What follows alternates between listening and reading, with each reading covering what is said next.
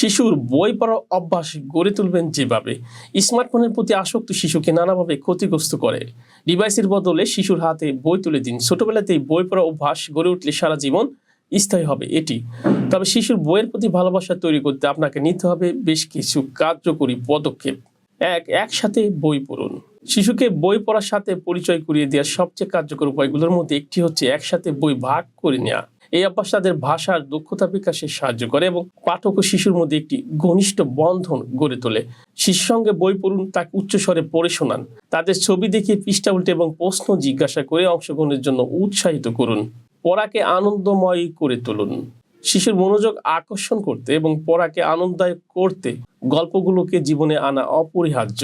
Propose, পুতুল এবং voice ব্যবহারে সাধারণ গল্পকে একটি উত্তেজনাপূর্ণ অ্যাডভেঞ্চারে রূপান্তর করতে পারে।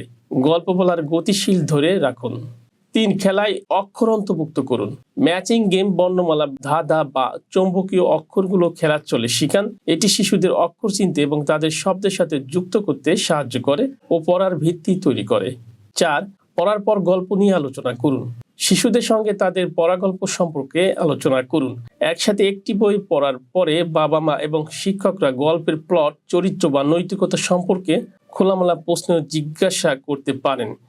এটি বোধগম্যতাকে শক্তিশালী করে এবং শিশুদের তারা যা শুনেছে সে সম্পর্কে তাদের চিন্তা ভাবনা এবং অনুভূতি প্রকাশ করতে সাহায্য করে।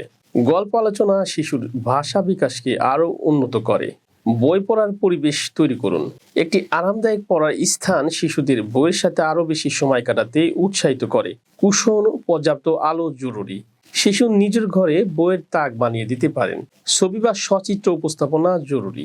ছবির বই বা চিত্রিত গল্পের মতো ভিজুয়াল উপকরণ বোধগম্যতাকে বাড়ায় এবং শিশুদের কল্পনাকে প্রভাবিত করে। তাদের ছবি বর্ণনা করতে, গল্পের ফলাফলের পূর্বাভাস দিতে বা ছবির উপর ভিত্তি করে তাদের নিজস্ব গল্প তৈরি করতে উৎসাহিত করুন।